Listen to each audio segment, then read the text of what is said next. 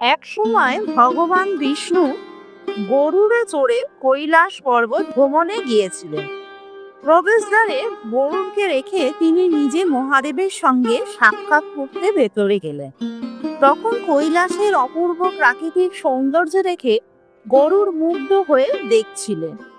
হঠাৎ তার নজরে পড়ল একটি ছোট্ট সুন্দর পাখির উপর। পাখিটি এতটাই সুন্দর ছিল যে গরুড় অবাক হয়ে সেটির দিক তাকিয়ে রইলেন।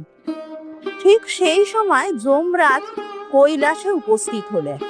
ভেতরে যাওয়ার আগে তিনি সেই ছোট্ট পাখিটির দিকে অত্যন্ত অবাক দৃষ্টিতে তাকালেন।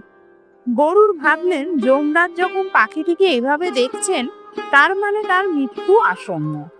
যমরাজ কৈলাস থেকে বের হওয়ার সময় একে হয়তো যমলোকে নিয়ে যাবেন। পাখিটির প্রতি গরুড়ের দয়া হলো। এত ছোট আর সুন্দর একটি প্রাণীকে তিনি আর মরতে দিতে চাইলেন না।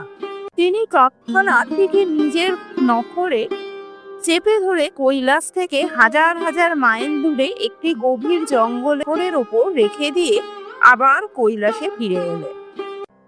কিছুক্ষণ পর যখন যমরাজ বাইরে এলেন, গরুড় তাকে জিজ্ঞাসা করলেন, আপনি কেন এই ছোট্ট পাখিটির দিকে এত বিস্ময় নিয়ে তাকিয়েছিলেন?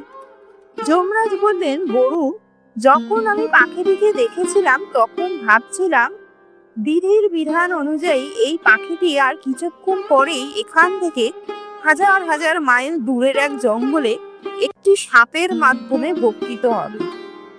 ভাবছিলাম এত ছোট একটু পাখি এত দ্রুত অত দূরে পৌঁছাবে কি করে, কিন্তু এখন দেখছি কাজটা তুমিই করে দিয়েছো। এর অর্থ গল্পটি আমাদের শেখায়, বিধির বিধান অলঙ্ঘনীয়, যেটা ঘটার সেটা ঘটবেই।